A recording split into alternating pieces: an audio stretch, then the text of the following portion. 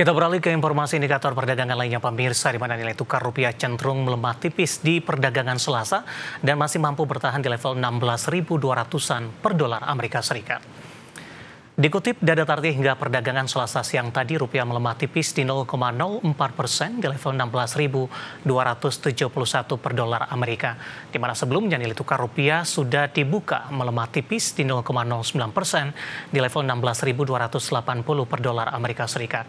Sementara indeks dolar Amerika di Selasa pagi melemah tipis di 0,04% di 98,47 usai ditutup menguat di 0,35% di level 98,52 di perdagangan Senin.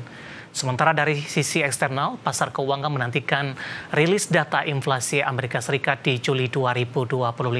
Selain itu, pasar keuangan juga dipengaruhi kabar Presiden Amerika Donald Trump memutuskan untuk memperpanjang gencatan tarif dengan China selama 90 hari, namun tetap melanjutkan kebijakan proteksionis terhadap beberapa komoditas strategis, termasuk rencana pengenaan tarif 100% untuk impor semikonduktor. Kita akan update seperti apa pergerakan nilai tukar rupiah terhadap sejumlah mata uang utama berikut ini. Dapat Anda saksikan grafis di layar televisi Anda pemirsa. Pergerakan nilai tukar rupiah terhadap dolar Amerika Serikat di 16.285 rupiah, kemudian terhadap euro di 18.930 rupiah, pound sterling di level 21.901 rupiah, kemudian terhadap yen Jepang di level 109,83 rupiah.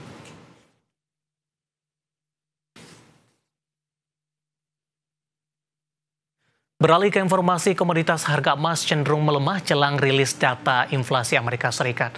Harga batu bara belum mampu dengan melakukan pelemahan di 3,3% dalam 6 hari beruntun, mampu membangkit maksud kami. Sementara harga minyak mentah menguat setelah Amerika Serikat dan China sepakat memperpanjang jeda kenaikan tarif.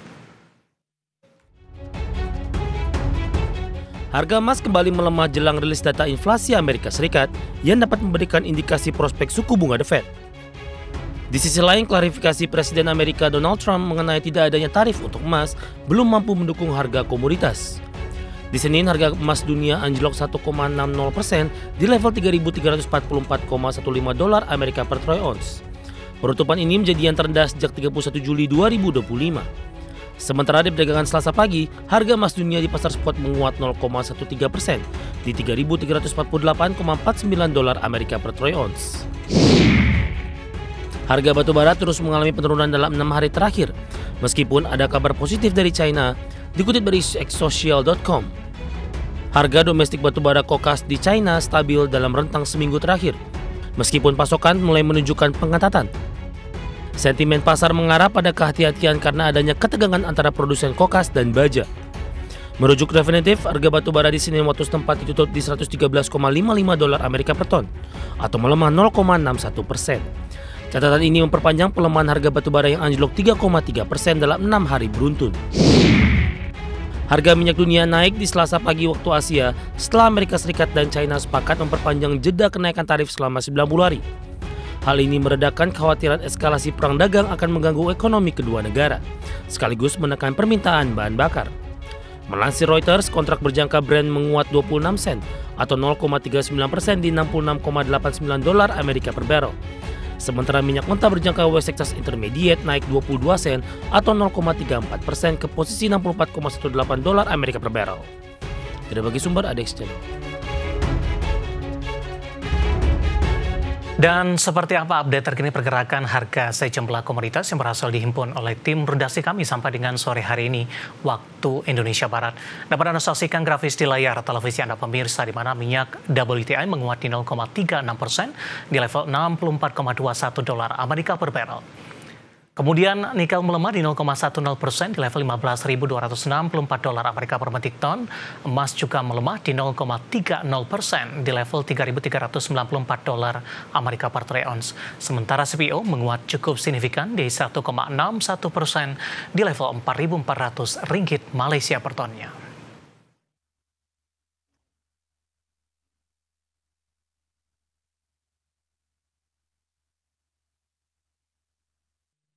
Dan selanjutnya mari kita coba simak beberapa sentimen yang berkembang di sepanjang perdagangan hari ini yang diproyeksikan akan mempengaruhi pergerakan harga saham gabungan, baik dari domestik maupun internasional. Dan informasinya apa saja? Mari kita simak rangkumannya berikut ini.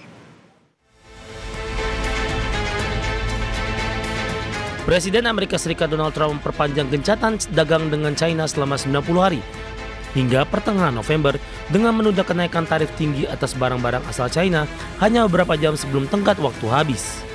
Dikutip dari Bloomberg, seorang pejabat di Gedung Putih mengatakan keputusan tersebut merupakan hasil yang sudah diperkirakan dari putaran terbaru pembicaraan antara perundingan perdagangan Amerika dan China yang berlangsung di Stockholm di akhir Juli. Langkah terbaru ini mempertegas pola kebijakan perdagangan Trump yang sering berubah-ubah dan sulit diprediksi oleh pelaku bisnis.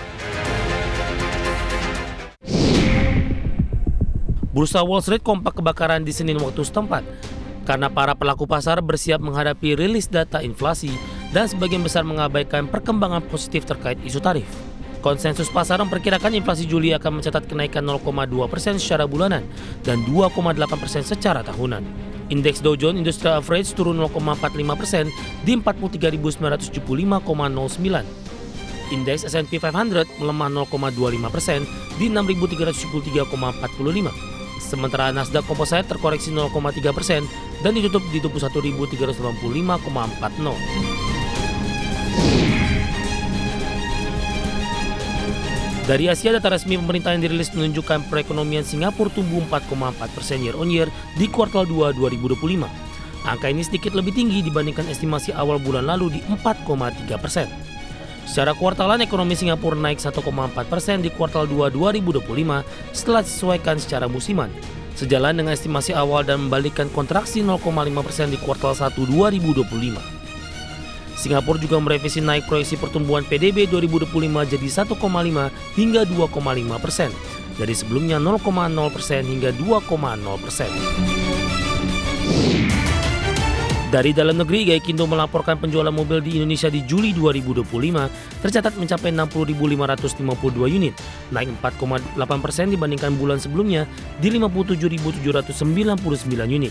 Penjualan retail atau distribusi dari dealer ke konsumen naik 1,8% di 62.770 unit, lebih tinggi dibandingkan 61.687 unit di Juni 2025.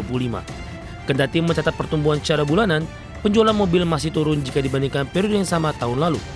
Penjualan wholesale hanya mencapai 435.390 unit, turun 10,1% year on year. Retail sales turun 10,8% dari 508.041 unit jadi 453.278 unit di 2025. Dari berbagai sumber, ada